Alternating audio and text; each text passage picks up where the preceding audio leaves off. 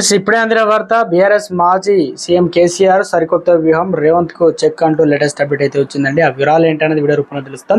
Video skip చేయకుండా పూర్తిగా చూడండి. అప్పుడే కంప్లీట్ ఇన్ఫర్మేషన్ అయితే మీకు అర్థమవుతుంది. ఇంకా మీలో ఎవరైనా సరే మన ఛానల్ సబ్స్క్రైబ్ చేయకుండా వీడియోస్ దయచేసి మన ఛానల్ సబ్స్క్రైబ్ చేసుకోండి. వెంటనే ఛానల్ సబ్స్క్రైబ్ చేసుకోవడం వల్ల ఇటువంటి లేటెస్ట్ అప్డేట్ అందరికంటే ముందుగానే అందించడం జరుగుతుంది.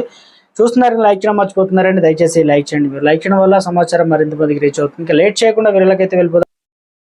ఎమ్మెల్యేలను కాపాడుకునేందుకు బీఆర్ఎస్ పార్టీ ఒక రేంజ్ లో అపసోహాలు పడుతుంది. అయితే ఎమ్మెల్యే పార్టీని విడిన నియోజకవర్గంలో ఉప ఎన్నికలు తథ్యమనే విషయంలో సుప్రీంకోర్టుకు వెళ్తామని ఆ పార్టీ యువనేత వర్కింగ్ ప్రెసిడెంట్ కేటీఆర్ అయితే అపసోహాలు పడుతున్నారు. అయితే పరిస్థితి కేటీఆర్ ఎమ్మెల్యేలు పార్టీ మారిన నియోజకవర్గాల్లో కూడా ముఖ్యంగా ఉప ఎన్నికలు వస్తాయని పదే పదే హెచ్చరికలు జారీ చేస్తున్నా కూడా బీఆర్ఎస్ నుంచి కాంగ్రెస్ లోకి ఎమ్మెల్యేలు వలసలు మాత్రం బ్రేక్ పడడం లేదు. బీఆర్ఎస్ హైకమాండ్ విషయంలో సొంత పార్టీకి చెందిన ఎమ్మెల్యేలు నేతలు సైతం ఎంత మాత్రం కూడా నమ్మకాలు లేవని క్లియర్గా అర్థమవుతుంది.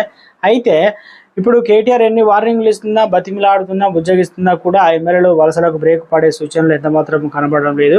ఈ మేరకు ఎమ్మెల్యేలు ఎలా కాపాడుకోవాలనే దానిపై గులాబీ బాసు కేసీఆర్ కొద్ది రోజులుగా పార్టీ కీలక నేతలతో పాటు తమ ఫ్యామిలీ మెంబర్స్తో సమాలోచనలు జరుపుతున్నట్లుగా తెలుస్తుంది. త్వరలోనే స్థానిక సంస్థల ఎన్నికలు రానున్నాయి. ఈ ఎన్నికల్లో ఎలాగైనా స్వీప్ చేసేందుకు ఎమ్మెల్యేలకు చేరిక ప్రక్రియను కాంగ్రెస్ వేగవంతం చేయనుందంటున్నాయి.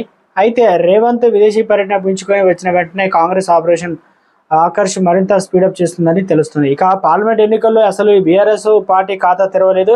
దీంతో పార్టీ భౌత్యం ఎలాగైనా ఉంటుందో అనేది సందేహాలు ఉండగానే అయితే దీంతో కేసీఆర్ సరికొత్త ప్లానింగ్లు వేసుకొని ఆయన పార్టీని కాపాడుకోవాలని గులాబీ బాస్ విశ్వ ప్రయత్నాలు చేస్తున్నారట. సో ఈ రకంగా ఇప్పటికే దాదాపు చాలా మంది నేతలు కాంగ్రెస్లోకి వెళ్ళారు. బీఆర్ఎస్ నుంచి కొంతమంది మళ్ళీ తీరిక ప్రయోగం వచ్చినట్లు మధ్యకాలంలో జరిగింది.